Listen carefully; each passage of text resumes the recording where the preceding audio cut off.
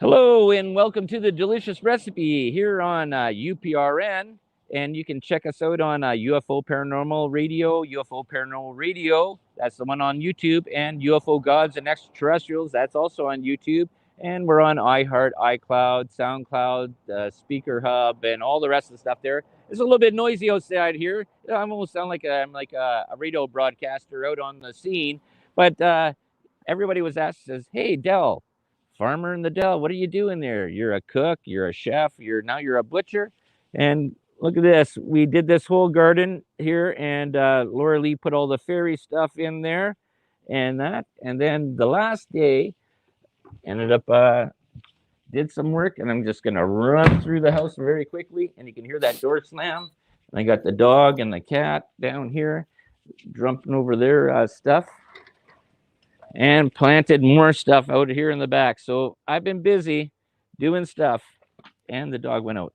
Okay, but and she's in. But anyways, from that, this is a delicious recipe where we throw everything in the pot and we see how it tastes at the end. Maybe you find an ingredient that you like, and you can go from there. But I want to reintroduce again to a special person, Mr. Paul Anthony Wallis, author, that he's written.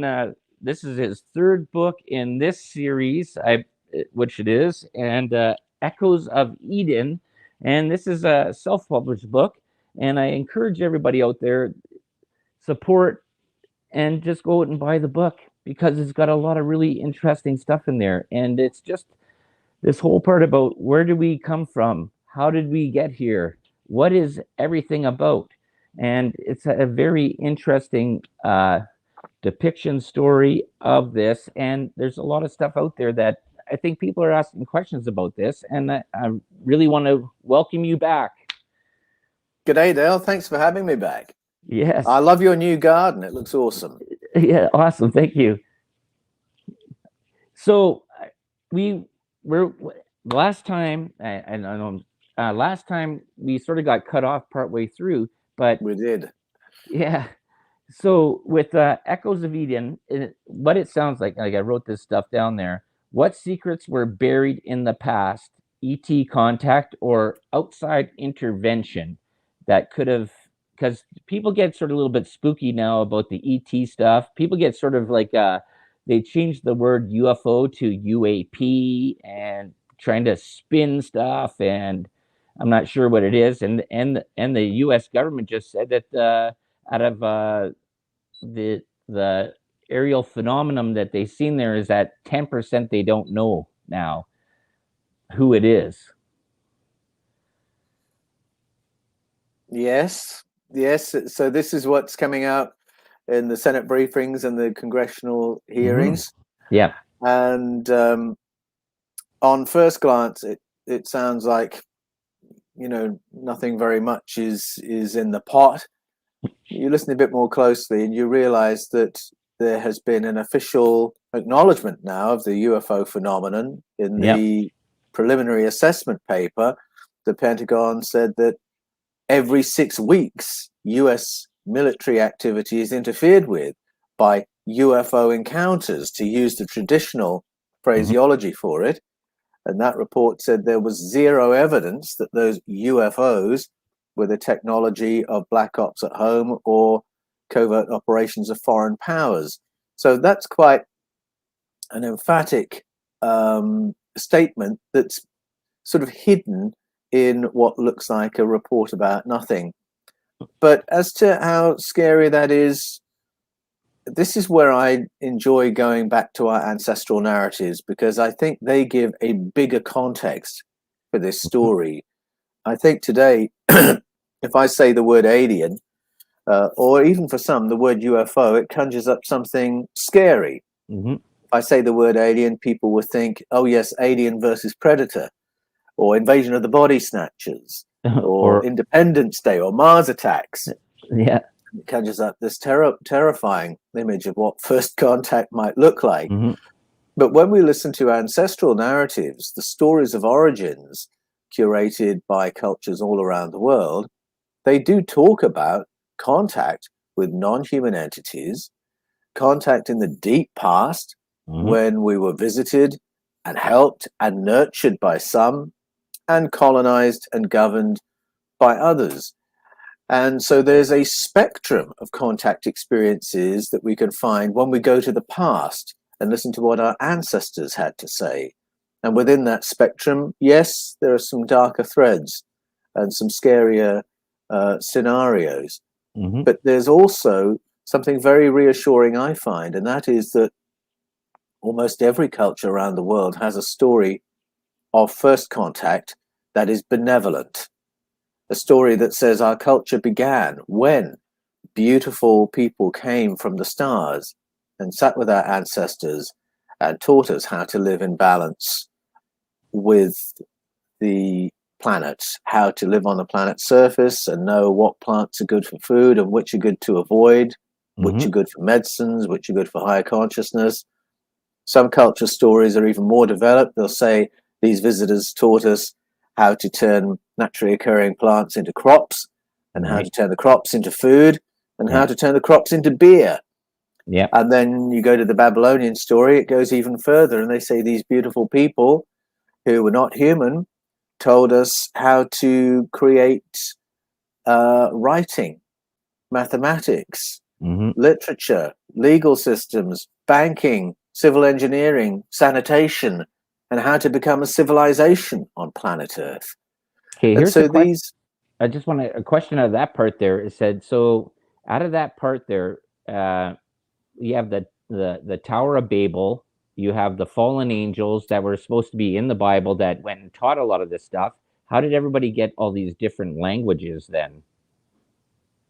different languages. Oh, that's a really intriguing topic. Languages was my first love. Before I went to university and studied theology, I went to university and studied languages, the University of Bath. And at that time, a long time ago now, in the 1980s, there was a growing consensus that there was evidence pointing to a mother language for all the languages on planet Earth. By that point, there was data strongly suggesting 3 source languages for all the languages on the planet. And there were a few who were saying, we think there's evidence there's a common ancestor for the 3. So that's all very intriguing. The further back in time you go looking at language, the more ordered and regular it becomes. And so the history of language is, in one sense, a story of proliferation and degradation, that the language gets more messed up, harder to learn each other's languages. The further you go back, the more orderly, the easier it was for us to understand each other. So when I heard that at university, my ears pricked up because I thought, oh, well, that sounds a bit like the Babel story, where in the beginning we could all understand each other. Well, there are lots of layers to the Babel story, and some layers might be about spoken language. Other layers may be about our intelligence as a species and our technological ability. It was, after all, our technological ability in the Babel story that got us bombed back into a pre-Stone Age condition. When you read the biblical story along the Sumerian story, alongside that, which I believe is the source story, the 2 stories finesse each other, and they strongly imply that the problem at Babel wasn't that we'd breached zoning laws and built a building that was too tall. Right. With the whole thing, for people that listen out there, the part was is that the people wanted to build something to get up to the heavens. To reach the heavens. That's what the story says. That's right. And so in the Bible, it says they were punished for that by something is done to them, a neurological interference, so they can no longer speak to each other and understand each other. And so that you have to stop and think, oh, what does that mean? Does that mean we had higher abilities in communication, more telepathic communication? We lost that. Or does it really mean we all spoke the language, the same language, and then we lost our facility in language and had to re-evolve it? Either way, it's a profoundly violent thing to do to a society. And the intention was to take from us the ability to reproduce one of those structures. Right. But Well, as I say, when you read the source narrative, which is the Sumerian, and you mm-hmm. go to the root meanings of the words in the Hebrew, it makes it fairly clear, hard to avoid, that what was built, the issue wasn't that the building was too tall. The issue was that it was technology to get us into space, that this was the technology of a spacefaring Right. civilization. Mm-hmm. The observers who were dispatched from it in the Sumerian story were dispatched to their stations in the stars. The Mm-hmm. word Babel means gateway for the powerful ones. Oh, wow. So I've come to the conclusion that that's actually the story of a stargate in what would today be Iraq, and that was what had to be destroyed or hidden or gotten rid of. And that is what our visitors didn't want to see on planet Earth. They didn't want to see a spacefaring human race. Do you think? Okay, this is my theory. It's not probably not yours, whatever. But the reason that pyramids are built up and stuff like that is like a pinnacle going up towards something to reach up higher above to an elevation above from where your station is in life. And that's the whole thing with monarchy or and stuff like that, is that they always are the pyramid, right? That somebody at top of the pyramid, right? And that's sort of that a part of what the story of the Tower of Babel was, a part that the lower people could also walk up there. They built it up, and they could also get all the way up to the top to get to the heavens and be and converse with whatever God or who God is, right? To get out of the firmament and move up to the better place. Well, that's a very interesting idea. So it's a more political way of reading the story. Okay. Okay. But the thing is, though, let's get back to your book, okay? Because I know we'll go off on tangents here, and I really Echoes of Eden. Let's go from the beginning of that.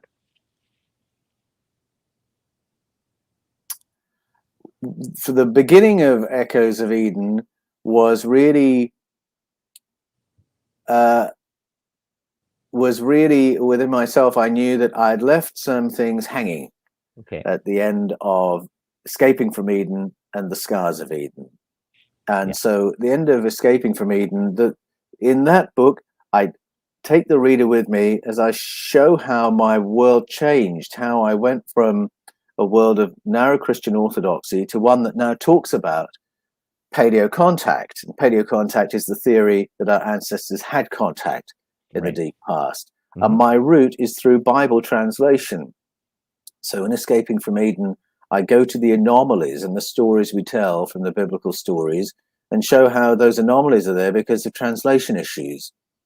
And that when we favor the root meanings of words, we peel back centuries of assumption and presupposition, get back to the original text, and a totally different story emerges of who we are, and what our place is in the cosmos. And so that's the journey we go on in Escaping from Eden. But by the end of that book, I show that a different story of human origins has immediate implications for our understanding of ourselves today and our understanding of human potential.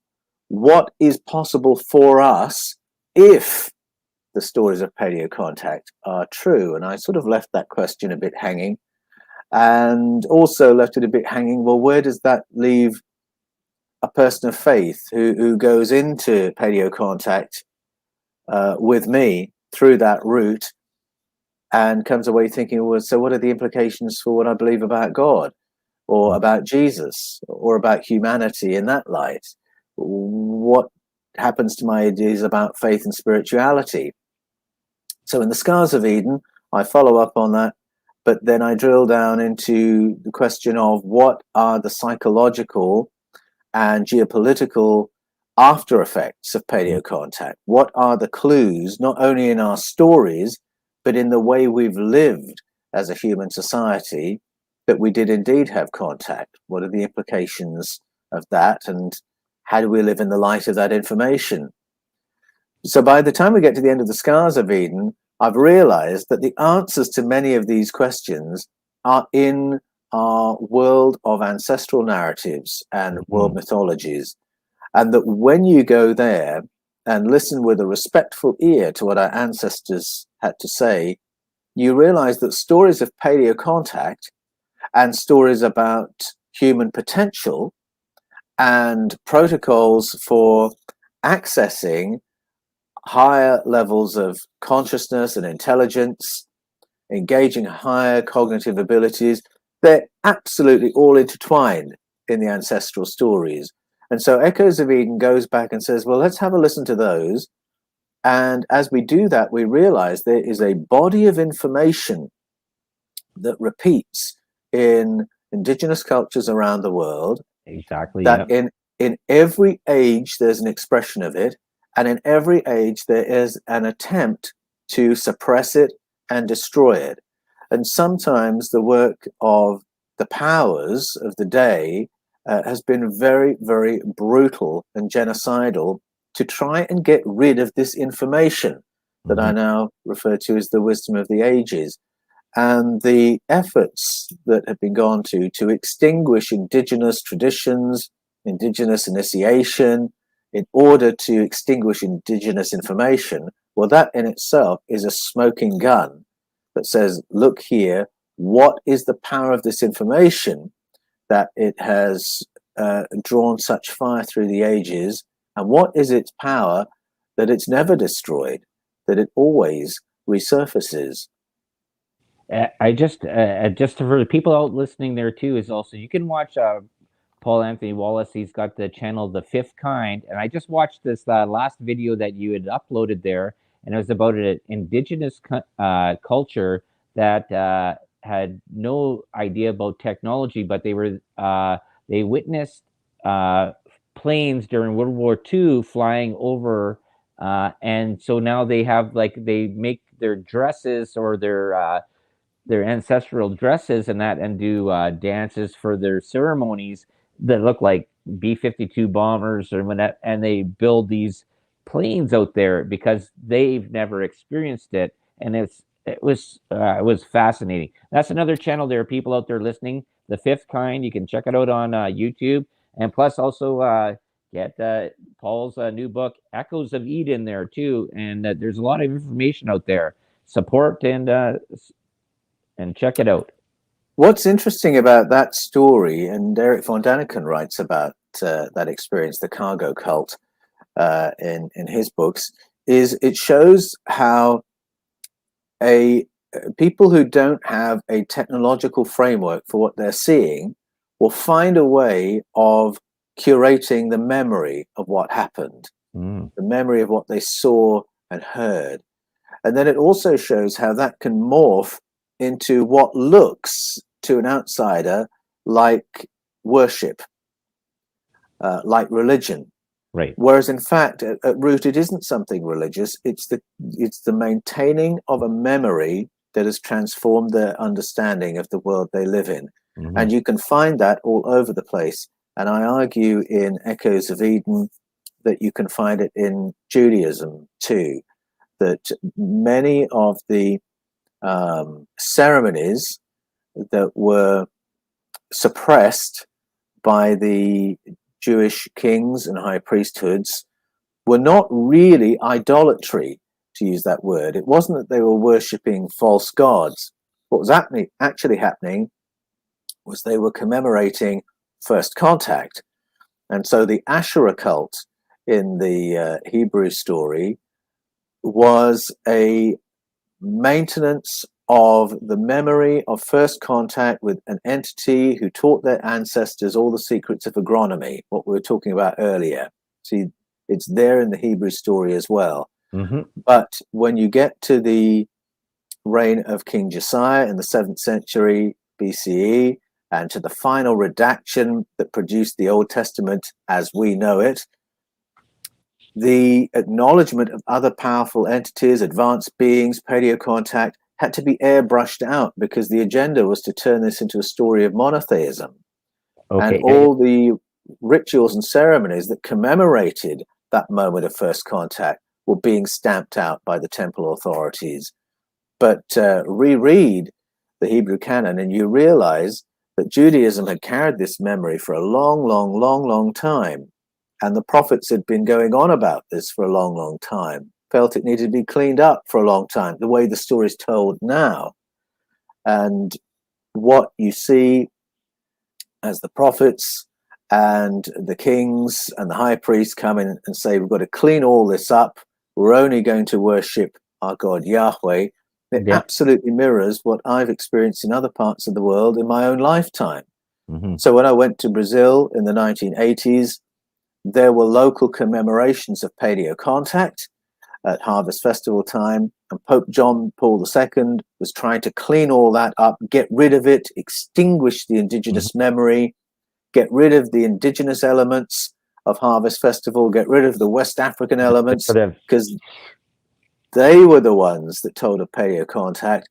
All he wanted to see left was the story brought in by the Portuguese, the Catholic story. Right, and the part, like, there's 3 points here that, and I know we'll probably touch on Fatima, that whole story about that, where there was alien contact with the 3 little girls that there, and there was a message that was given to the Catholic Church. I like, for me, sorry, there are people that are listening there. I have a very sort of a skewed view on Roman Catholicism. I think that's a very evil organization, but I think it's sort of been twisted. But it's what it is. And you were also involved in the church there too as well. I think there's sort of it's a power struggle if you look through history about how the church and state or the monarchy sort of went hand in hand, and they raped from the people and took everything, and they took taxes and that. But the part about the Nephilim and fallen angels teaching people, this is a part that's in the regular Bible that was there, that the fallen angels came down, they had sex with human women, and then they also taught them genealogy, geometry, astrology, making weapons, and all this stuff. And was this sort of a concocted story that the church sort of maybe brought in there to, so we'll say, that civilization bumped up, and this is why we got it, because of this ET contact, but we just made it like this fairy elven story that came down of these people? I know there was a lot I said there. I'm sorry, but well, the stories of contact are there in the Bible, in the Hebrew scriptures, in the Book of Enoch. What the church did was really to decide what the core curriculum was going to be, and that reflected in the shaping up of the New Testament canon, for instance, and what books would be included, which books would be excluded. It reflected in who of the early church fathers would keep their badge of honor and who would be excommunicated and pilloried. Because at the beginning, Christianity was a kaleidoscope of ideas and theologies and experiences, which included interdimensional contact, which included stories of paleo contact. Many of the early church fathers expressly believed in the worldview taught by Plato and read the Hebrew scriptures in the light of Plato, who taught paleo contact. So when they looked at the Elohim stories in the Hebrew scriptures, they said those are not stories about God. Those are stories about a different kind of entity. But maybe explain Elohim to the listeners out there. Yes, in the Hebrew scriptures, there are many stories about Elohim. And that word is the Bible's oldest word that gets translated as God. But it also gets translated as false god, or chieftains, or landlords, or angels.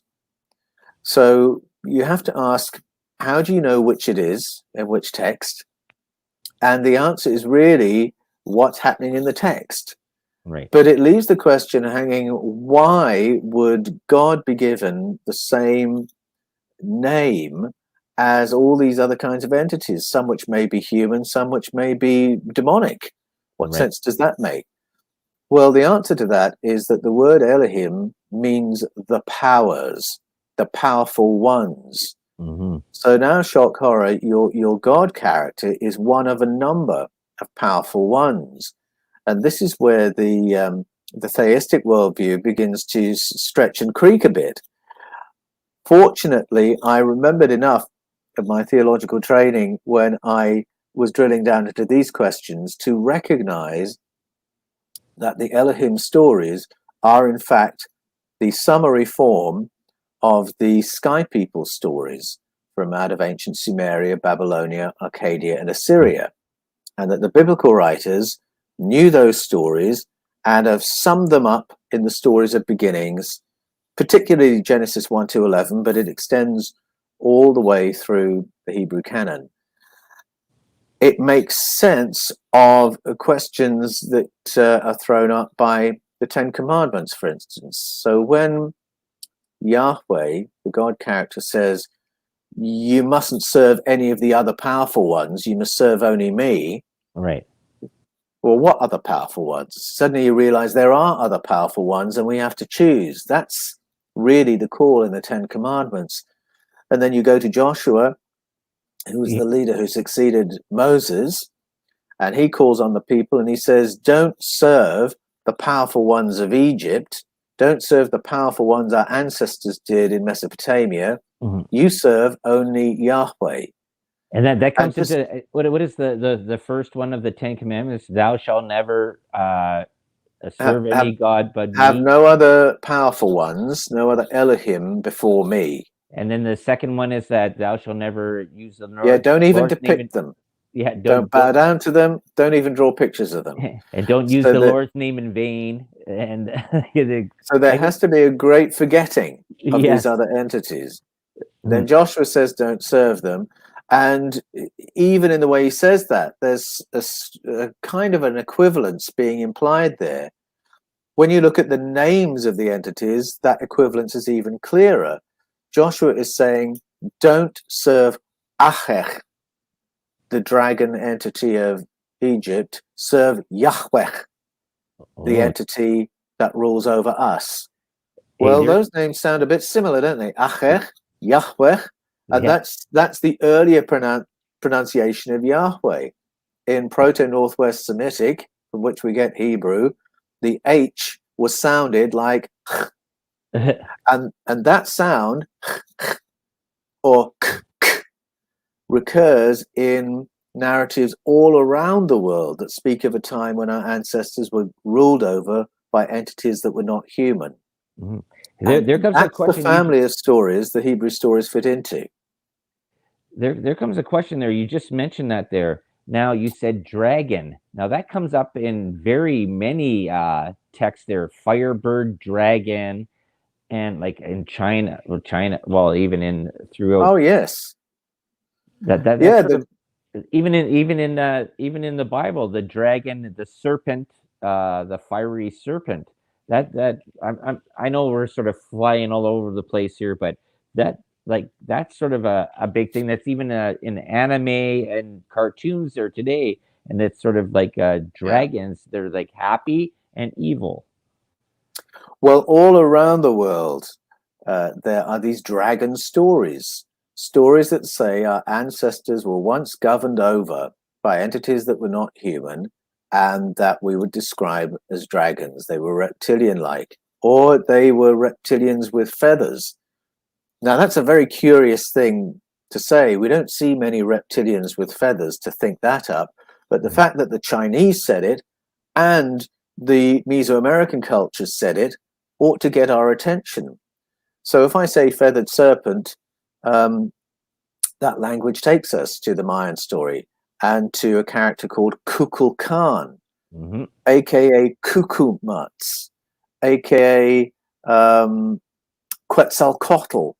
And again, you've got the k in the dragon story. You go to Japan, you've got you've got the Cuchedra, the Ikuchi.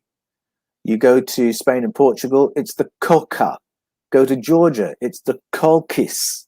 So the dragon stories and this sound go together. So is it then that our ancestors have not only remembered this period of paleocontact, they've remembered either a name or a sound that was associated with these other entities? And as I say, the Hebrew stories fit within that. Yahweh fits with the dragon narrative. It's so similar to Achech, who was a dragon in the Egyptian story. And there are portions of the Bible where Yahweh describes himself, or others describe him, and you've got physical attributes. You've got a long snout. You've got the skin described. You've got the flight wings described. You've got the tail described. It's mentioned that if you displease it, there's a destruction by fire that you can expect from it. And that repeats in cultures all around the world. Whether you go to China, Wales, Mesoamerica, that's there. Yeah.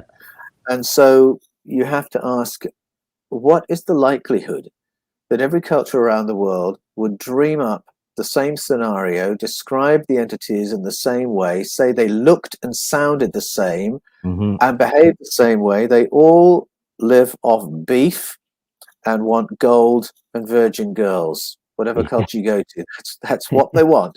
And the people's job is to keep them supplied with those things. Right. And if for one moment you think, oh no, that's really just a ploy, it's the priests who want the beef, the virgin girls, and the gold. Right. Well, that's not the case when you put the dragon stories of the Hebrew canon alongside the story of Bel and the Dragon, which is part of the extended Hebrew canon of the Septuagint. In Bel and the Dragon, the familiar character of Daniel, Daniel in the lion's den, that guy, kills the Babylonians' dragon, who they keep in a tent. But the priests pretend he's not been killed, so that they can carry on eating the beef and spending the gold and enjoying the virgin girls that the people are supplying, thinking the dragon's still there. And so the Hebrews tell the story laughing at the Babylonians because they're pretending they have a dragon in their tent, whereas the Hebrew people really do have one. That's the punchline of that story. Wow. And so that clues you straight away, no, this is not this is not a metaphor. It's not poetry. It's talking about something very concrete. And it doesn't belong in our conventional idea of what the Bible is about. when you sing that sound, it reminds me, and because I'm not really well off, I don't have whatever great vehicles, and I just work with what I have. Starting a car, or starting a chainsaw, or starting an old piece of machinery when you're trying to yes, as the hours going out there, and that sort of reminds me of like maybe this part that the ancient people heard it as this vehicle starting up, and it's like coughing as it's before it goes and roars to the fiery engine that it goes. So they go yes. Well, if they had rough technology, I can certainly picture that.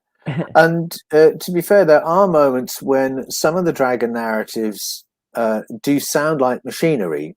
So if you go to the Popol Vuh and you hear some of the entities described there, when you've got a dragon-like figure that's described as having metallic skin with jewels or lights on the skin, and that flies in the night sky with a fire trail behind it that's brighter than the moon, well, we might read that and say, I think that's technology. I think I can picture that. That's some kind of a space shuttle you're looking at.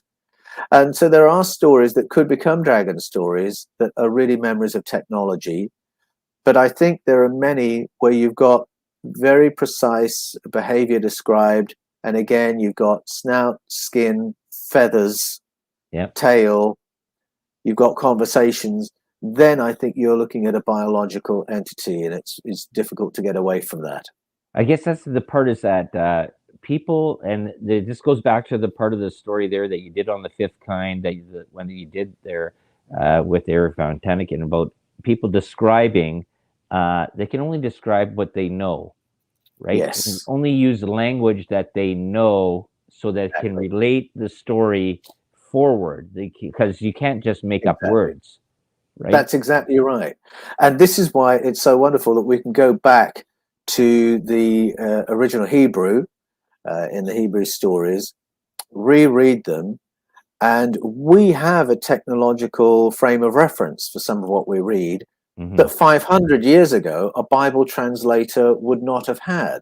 Right. So if you go to the encounter that Moses has with Yahweh, when Yahweh lands in his craft on the mountaintop, or you go to the encounter between Ezekiel and the life form who looks like a human being, this is to translate the terms. Yeah. Well, when we read those texts, we know we have the concept of a wormhole. We know what a rocket launch looks and sounds like. We have the word for close encounter. We have the word for space shuttle, so on and so forth. And our ancestors 500 years ago had none of that language.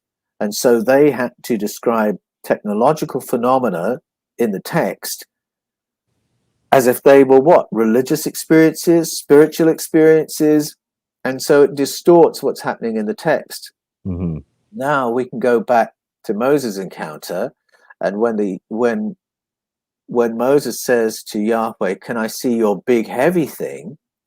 and Yahweh says, "No, you can't see the big heavy thing out in the open. If it moves while you're in the open, you'll be killed. Right. So you'll have to be sheltered when the equipment launches."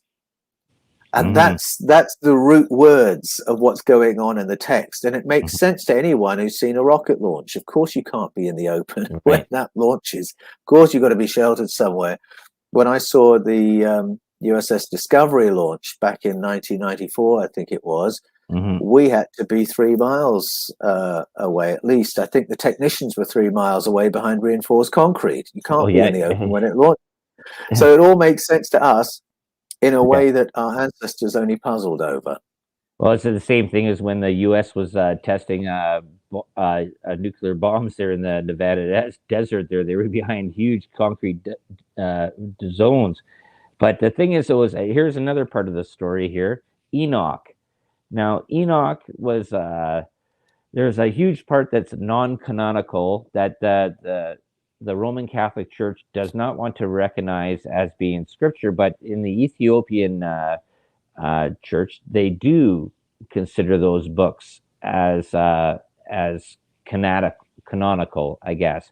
But there's a part of the story where he goes off and he is told, and the story of Jubilees, the giants, everything that goes through there. I think there's like 9 books. There's a lot. I've read for 4 years about this stuff.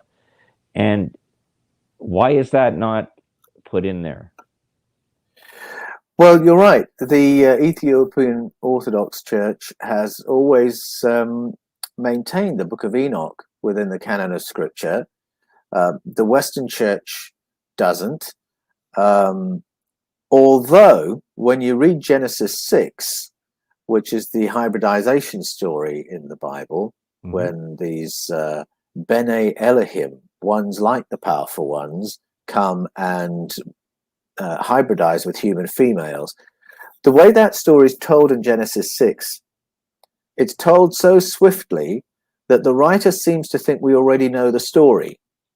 So I think that writer assumes we know what's in the Book of Enoch because it unpacks that whole episode in great detail.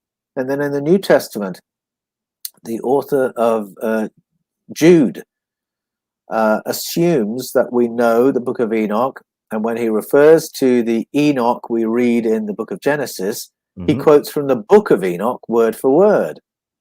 So that should point any Bible reader to the Book of Enoch and say, you might want to read this for some background information here. Why wasn't it included in the West? Well, it's a very interesting cocktail of information, is the Book of Enoch. It's even like the story of Job in the whale, too, right? That was included, but the part of Enoch wasn't. Well, indeed. I think the challenge with Enoch is that it contains a lot in it that isn't core curriculum for Judaism or Christianity. Okay. It's a bit like we were just saying, where you've got a translator 500 years ago trying to translate a text that's about technology. Well, I think you can see the same struggle in the Book of Enoch, where you've got a writer who's got a primitive worldview trying to report experiences and information that really sits uncomfortably with that worldview. So you've got a strange mixture of a writer who at one moment seems to be a flat earther, picturing a dome over the top of the flat earth. The And then, firmament, and then the four pillars. I yeah, think that's what I love where the flat earthers get their part. They take Bible stuff, and then they go, "Hey, yeah. look at this part there. The level doesn't move." They don't understand that you're on a globe in a But round. then, yes, but then in another moment, he's describing beings who've come from beyond the firmament, Right. that are non-human beings, and they come and do the hybridizing. They also come and they do what we mentioned before, which is the nurturing of the human race, Yes. teaching us agriculture, teaching Yeah. us how to live Right. in a non-animal way on the planet's surface, how to live as a civilization. And so you've got a whole mixture of stuff going on there, including the paleo contact stories. Hmm. And I think that was one of those things that was not going to make core curriculum. And it's probably the main reason the Book of Enoch didn't get in to the canon of scripture that we're all familiar with. Well, the part there that if I remember this correctly, it's been a little bit since I've read it there. But as he's going up there and he's going up the stairs, as he's going through there, and the angels that gave the information to the human beings to make them, I guess, more sentient or more intelligent, they were put into this sort of purgatory for the rest of his life. And that's as he's walking up the stairs going up there, and he goes through the different levels. So there was a huge thing, whether you want to call the gods, the powerful ones, uh, that they did something wrong. The ones Oh, that people, yes. Yes, that's right. There's a breach of the prime directive in hmm, that story. And it's spelt out in very strong terms that there was an agreement of non-interference clearly in place prior to the hybridization. hmm, Cultures all around the world have a recollection of this moment of hybridization, and they all say it created a huge stink among the advanced beings who were managing Project Earth.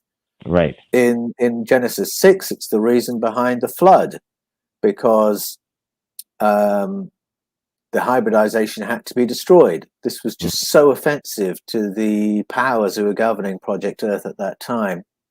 But cultures all around the world say there was a rule that was broken that was to do with non-interference, non-contact when the hybridization happened.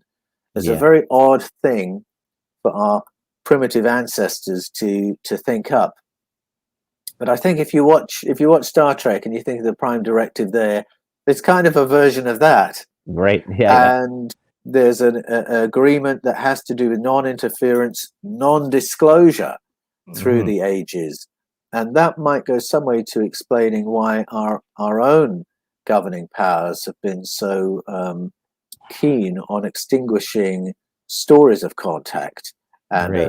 of cosmic company. And so we got only a couple of minutes left there. So why would you think that a governing body would not think that they think that the rest of the people here are all stupid, maybe, or they couldn't handle the part that there might be life out there, even though that they, with technology right now and everybody seeing all that stuff, that there might be something more off of this planet than here, or maybe interdimensionally that's traveling in and out, and then be like, hey, well, maybe the ghost is actually under the bed. Well, right now, I think with the congressional hearings and the Senate briefings, we're seeing that there's a push-pull in the story of disclosure. That Hmm. within the Pentagon, for instance, there are some who would like to see more disclosure and some who would like to see less. So we saw the push, Yeah. really spearheaded by Chris Mellon, of getting the Senate briefings happening. And then we saw the pull when we saw what a tiny remit had been given to that paper. And it's the same in covert government. There'd be some who'd say, I think we can tell people more. And some would say, no, I think we should tell them less. Right. But I think the essential dynamic of non-disclosure, the secrecy in which contact is maintained, may not have originated with our own governments. I think if there's an agreement among our cosmic neighbors not to self-disclose, and that's what Hayam Eshed said, the Brigadier General who was Space Security Chief for Israel for 27 years. Right. He said they've chosen not to self-disclose until we all have a better understanding of what space is, which is an intriguing phrase. So if they've decided, then it means even our covert government isn't at liberty to decide this. They're going to tell everyone everything that's going on. Well, that's a But good point. That's a good point to end on there for people that are listening there. I want to thank you, Paul Anthony Wallis, for coming on here. His book, Echoes of Eden, self-published. Go out and buy that thing there. Tell them, Paul, where they can find your stuff there. We got about a 1 minute sure. left here. Okay, go to Amazon, Kindle, Barnes & Noble, Hive Book Depository, wherever books are sold, you'll find Echoes of Eden, The Scars of Eden, and Escaping from Eden. Get hold of those, and if you want to talk to me, you can find me on The Fifth Kind or the Paul Wallis channel on YouTube or at paulanthonywallis.com. Awesome. That was good. You know what? I had such a great time, and I really appreciate you coming back on after we had that last part that happened in April. You know what? No worries. I really love talking to you, and there's so much more that I wish my show was 2 hours because we could go and delve into so many other things. And guess what? Laura Lee's going to show up here, and she's going to. Hi, Laura Lee. I can't hear you because you've got headphones on. That's my wife there, anyways. So, but this has been the delicious recipe here on UPRN. You saw my gardens that we did and the fairy gardens that I did at the beginning, and I gave it all there. And like I said, we throw everything in the pot. You take what you want, ingredients that you need, make something yourself, or just eat the food. And I want to thank you all for enjoying, and we'll see you all next Thursday.